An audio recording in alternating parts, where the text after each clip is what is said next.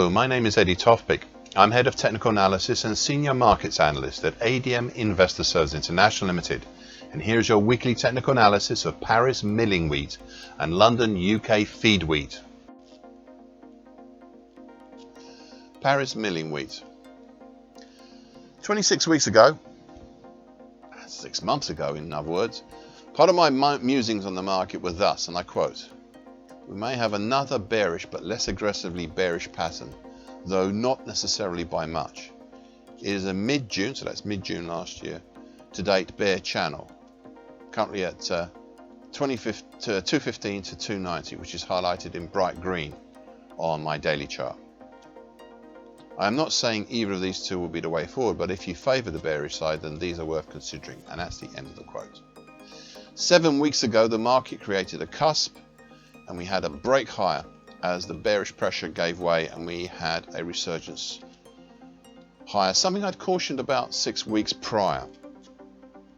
The market rose up through stratified layers of resistance. Some of them seemed, and still seem, quite dense, such as the congestion area at 238 to 242, containing the March 2013 high at 240. Then we have the short medium moving average currently at 239. Then the February 2013 high at 240. The short medium moving average currently at 239, I've already mentioned. Then the February 2013 high at 247, and the declining medium moving average currently 246, followed by another congestion band between 250 to 255, with the 2013 high at 253 within it. Then after that we have another small congestion area, 258 to 260, with the 2011 high within it at 258, followed by a bit of a deserted area up to some of the most heavy looking congestion available, between 267 and 270. All those numbers are enough to be going on with for now. The question this week is whether the moves down triggered the beginnings of a new bullish movement. The weekly reversal down 2 weeks ago looked like the answer was for a move lower, but the response, really the action from late June to date, ended up with a small rounded bottom pattern. And we are up where we were 6 weeks ago, still below the heavy duty overhead congestion between 267 to 270, and in amongst the congestion, the actual congestion between 250 and 255. This leads me to my final point, the formation of the lip and the possible descending scallop pattern here. I said 4 weeks ago that this daily chart had the makings of a better example of a descending scallop pattern than in the other grains. However, the hesitation to form the lip had been fairly minimal, though the weekly reversal down helped the case for a descending wedge pattern quite a bit. However, the spanner in the works has been the construction of the recent small rounded bottom. This has hindered the case for a descending scallop pattern. But unlike, say, Chicago wheat, the impact here has been less.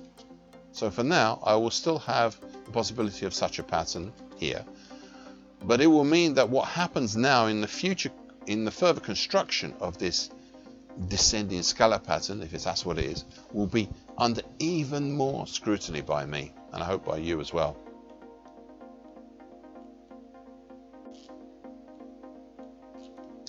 London UK feed wheat. The recovery rally higher from the mini reverse head and shoulders pattern formed roughly over the middle of May to the middle of June petered out in late June, with prices turning back down, not even wishing to look at the next major congestion overhead of the then declining medium moving average, currently 190-140. However, the decline halted ahead of the dip formed from the head of this pattern, of this reverse head and shoulders pattern. Looking again at this drop in early July, I am still not sure why prices went down that far, or why they halted where they did, when it looked as if prices could easily drop to the June low or even the July 2021 low at 164. This failure to exploit the move down led to the recovery back up in the start to the middle of July, though it was a bit dramatic, the move. It was in this rise that prices met their first real overhead obstacle, and that's the declining medium moving average again. This managed to hesitate the market last week around this moving average. But this week prices took off again with an unusual shooting star pattern, type 2, bullish.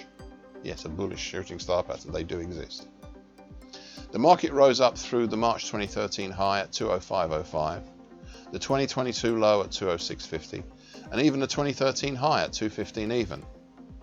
But it was just above this congestion that prices met and halted at a significant resistance, and that's the declining long moving average, currently at 217.65, which along with some nearby Fibonacci and other congestions. This is where I will now look at the bigger picture, as it shows some interesting perspectives. To start with, the action here is obviously different on this daily chart when compared to other grain markets.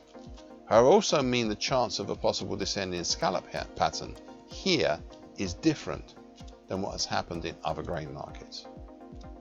The chance for such a pattern forming is still there, but the very recent aberrations we saw in this pattern, specifically the dip in late June and early July and into early July, does not seem to be so influential on the overall pattern. So where does that leave us now? Well, I suspect the descending scallop pattern may be coming to a completion in the not too distant future.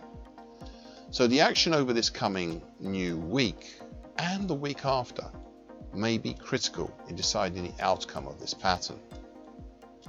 I am specifically interested in whether the action for this descending scallop pattern should start from the high in February or should it start from the high in October. This judgment call is still yet to be made.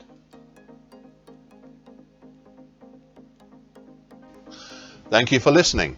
This weekly broadcast gives the essential market patterns and consequences. Please be aware of the risk disclaimer posted both at the front and the back of this broadcast.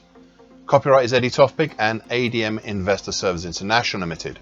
And here comes the final important bit.